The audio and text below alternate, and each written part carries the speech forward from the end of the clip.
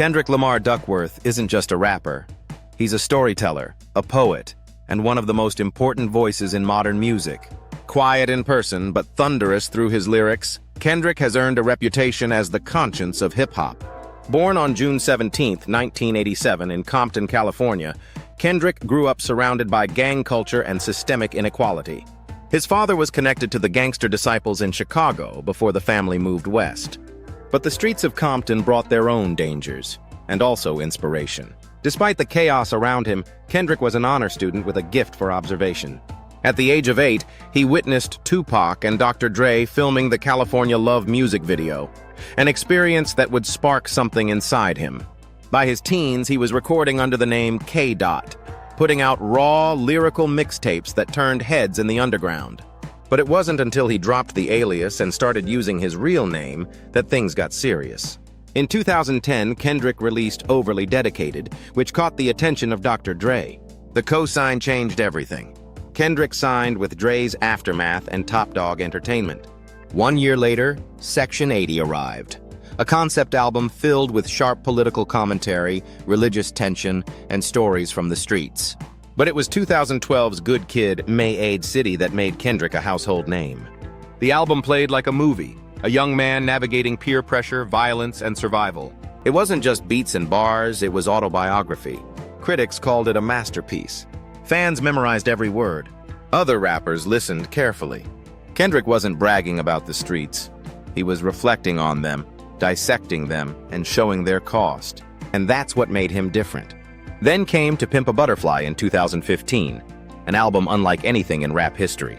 Funk, soul, jazz, and spoken word swirled into a project that tackled race, identity, fame, trauma, and black empowerment. Songs like All Right became protest anthems. The album was bold, unapologetic, and emotionally heavy. Kendrick's message resonated far beyond music. He was featured in think pieces, college syllabi, and political speeches. While other rappers were chasing trends, Kendrick was creating art with purpose. In 2017, he released Damn, a more accessible but still deeply layered record. Tracks like DNA, Loyalty, and Humble blended chart-topping appeal with lyrical depth. The album earned him a Pulitzer Prize, the first ever for a hip-hop artist. A Pulitzer for rap. And Kendrick didn't stop there. In 2018, he curated and contributed to the Black Panther soundtrack, which blended African instrumentation with modern rap and R&B. It was a cultural event, and again, Kendrick was at the center of it. Then silence. For 5 years, Kendrick vanished from the spotlight. No albums, no interviews. Fans wondered if he'd return. In 2022, he did, with Mr. Morale and the Big Steppers, his most personal and introspective album yet. It tackled therapy, generational trauma, cancel culture, infidelity, and fatherhood. He wasn't preaching. He was unpacking his own contradictions, flaws, and regrets. Some fans were confused. This wasn't the Kendrick of Humble or Backseat Freestyle. This was Kendrick, the man, raw, uncertain, growing. And that's why it mattered. Through it all, Kendrick has avoided the celebrity circus. He rarely posts on social media. He keeps his personal life private. He doesn't chase fame, fame chases him. And despite his success, he still seems uncomfortable with the pedestal he's been placed on. He's turned down endorsement deals. He's walked away from interviews. Even his label debut album begins with a voicemail. He'd rather let the music speak. Kendrick isn't trying to be your favorite rapper. He's trying to tell the truth even when it hurts. Fans hang on to every line because his words don't waste time. Each verse feels intentional. Each album feels like a statement. Whether he's exploring Compton's trauma, racial identity, the black experience in America, or his own inner demons, Kendrick makes you think.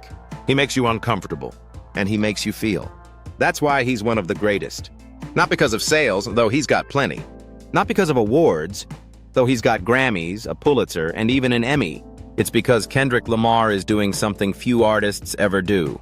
He's documenting the human experience with honesty and artistry. He's become the bridge between street wisdom and scholarly insight, between hip-hop and literature, between activism and introspection.